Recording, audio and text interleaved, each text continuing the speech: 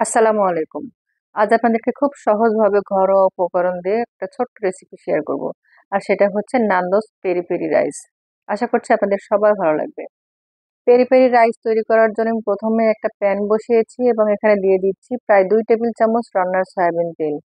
তেলটা দিয়ে আমি এখানে চুলার জালটা জ্বালিয়ে দিয়েছি 1/3 কাপ পেঁয়াজ কুচি। পেঁয়াজ কুচিটা দিয়ে একটু নেড়ে চেড়ে এখানে আমি দিয়ে দিব এখন 4-5 কোয়া বড় রসুন, সেটা আমি ক্রাশ করে রেখেছি। রসুনটা দিয়ে আরো 1 মিনিট আমি রান্না করে নেব। এবারে অ্যাড করছি স্বাদ মতো লবণ, পাপরিকা পাউডার দিয়েছি 1 চা চামচ, লাল মরিচের গুঁড়া দিয়েছি 1 চা চামচ, হাফ চা চামচ দিয়েছি হলুদের গুঁড়া, 1 চা চামচ দিয়েছি জিরার গুঁড়া, আদা বাটা দিয়েছি 1 চা চামচ। এখন আমি এই মশলাগুলো খুব ভালোভাবে কষিয়ে নেব। 1 থেকে 2 মিনিট কষানো হয়ে গেলে এখন আমি এখানে অ্যাড করছি একটা বড় টমেটো, এভাবে কিউব করে কেটে দিয়েছি।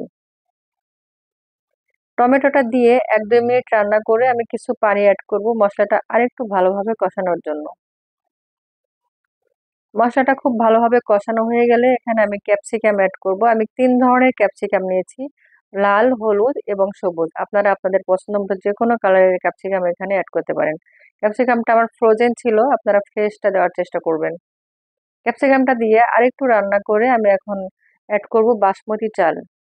আর চালটা আমি আধা ঘন্টা আগে ভালো করে ধুয়ে ভিজিয়ে রেখেছিলাম। এখন আমি চালটা পানি থেকে ঝরিয়ে এখানে অ্যাড করছি। আর চাল এখানে আছে আমার 2 কাপ। এখন চালটাই মশলার সঙ্গে খুব ভালোভাবে কষিয়ে নিব।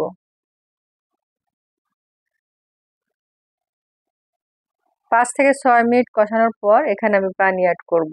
তার আগে এখানে আমি আরেকটু টেস্ট বাড়ানোর জন্য এখানে অ্যাড করব পেরি পেরি সস। তবে এটা একেবারেই অপশনাল, আপনার হাতের কাছে না থাকলে এটা বাদ দিতে পারেন। সসটা দেওয়ার পর আমি আরো 2-3 মিনিট রান্না করব। 2-3 মিনিট রান্না হওয়ার পর এখানে আমি অ্যাড করব ফুটন্ত গরম পানি। আর পানিটা দিতে হবে যতটুকুন চাল তার ডবল পানি দিতে হবে। আমি এখানে 2 কাপ চাল ব্যবহার করেছি, এর জন্য এখানে দিচ্ছি 4 কাপ পানি। আর পানিটা যেন অবশ্যই গরম, ফুটন্ত গরম হয়। পানিটা দেওয়া হয়ে গেলে নেড়ে চেড়ে এখন আমি ঢাকনা দিয়ে ঢেকে দিব। 3-4 মিনিট রান্না হওয়ার পর যখন পানি এবং চাল প্রায় সমান সমান হয়ে আসবে তখন আমি এখানে অ্যাড করব লেবুর রস। আমি 1 স্লাইস এখানে লেবুর রস ব্যবহার করছি, এখানে মাপলে প্রায় 1 থেকে 1.5 টেবিল চামচ হবে। লেবুর রসটা দেওয়া হয়ে গেলে আমি আবারও ঢাকনা দিয়ে ঢেকে দিচ্ছি।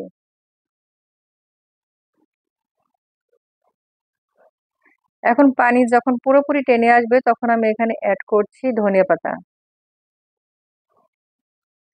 ধনে পাতাটা দিয়ে একটু নেড়ে চেড়ে ঢাকনা দিয়ে ঢেকে একদম লো ফ্লেমে আমি একটা দমিয়ে রাখবো প্রায় 5 থেকে 7 মিনিট। এর মধ্যে আমার চালটা পুরোপুরি সেদ্ধ হয়ে যাবে এবং পানিটাও পুরোপুরি টেনে আসবে। ঢাকনা দিয়ে ঢেকে এখন আমি 7 মিনিট পর ফিরে আসছি। 7 মিনিট পর আপনাদেরকে ঢাকনা খুলে দেখাচ্ছি এটা কতটা লোভনীয় হয়েছে এবং কতটা ঝরঝরে হয়েছে। একদম সোজা, তাই না?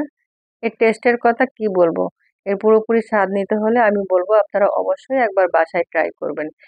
এবারে যাচ্ছি রাইসটা পরিবেশন করতে।